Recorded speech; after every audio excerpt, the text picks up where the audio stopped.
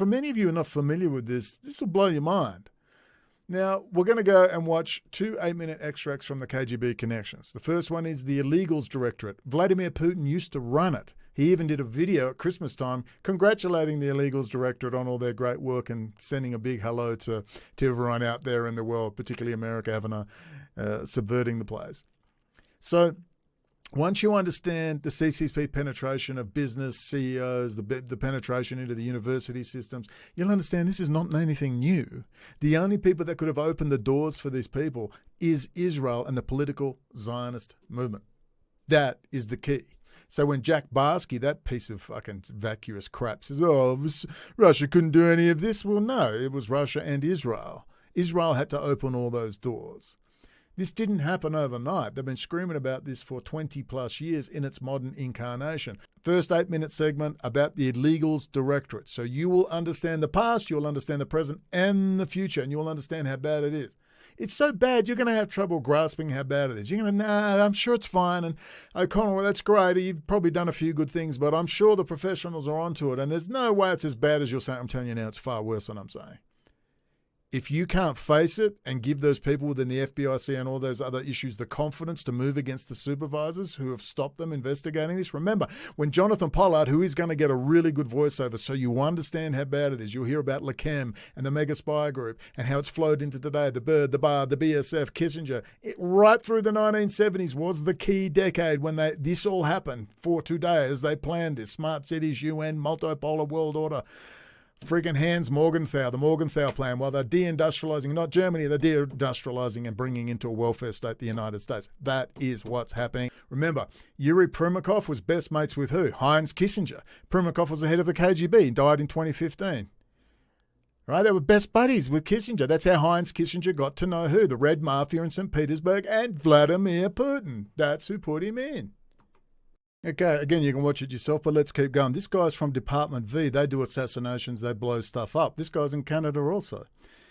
Now, he backed out. They had explosives set up for him, and his job was to blow up oil wells and other stuff in a particular area of Canada. Now, grasp what's going on here, all right? Understand that cyber is the real domain of power and what you want to blow up now. How about your critical infrastructure? Who's doing it all? Israeli. Who's building all the smart cities? Who's forging all these contracts? Israel, full of Russian GRU assets. Think about it. Think about it as you watch this.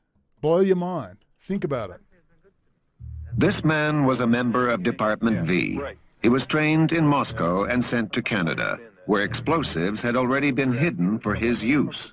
Sabotka was sent to Edmonton in Western Canada, where he spent 4 years working and acquiring all the credentials of a normal Canadian citizen. In 1965, the call came from Moscow. He was ordered to go to a Toronto suburb and observe a house and its occupants. The house was at the time inhabited by one of the most famous defectors of all, Igor Guzenko, who fled the Soviet embassy in 1945. His defection led to the uncovering of Soviet spy rings in North America and was a severe setback for Soviet espionage. Sabotka had been activated by KGB agent Oleg Komenko, who at the time was working as a counselor at the Soviet embassy in Ottawa and was traveling with the Russian Moiseyev Ballet on a North American tour.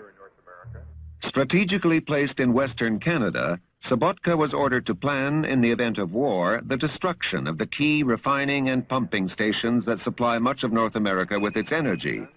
Edmonton is also a center of top-secret cold weather. Wow, do you think there might be illegals, Israeli Russian, who are planted all over the United States and all the critical infrastructure? The applications have been planted, they're backdoored, they're doing Windows in Israel. Intel design, Intel's another disaster, their GPU's a complete disaster. I mean, it's just one disaster after another.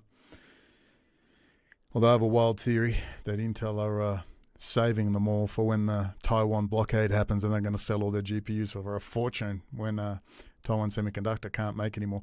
So anyway, think about what you're hearing here. They've been planted. That you're waiting for the paratroopers. I'm sorry, the Spetsnaz don't need to arrive. They've been in there for decades, running your critical infrastructure. They're in the Pentagon. They're in the Atlantic Council. They're in all the think tanks. They're in the universities.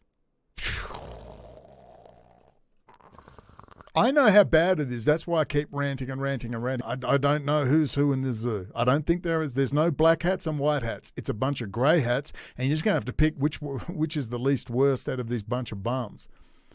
You'll have to decide. But you first need to understand the problem.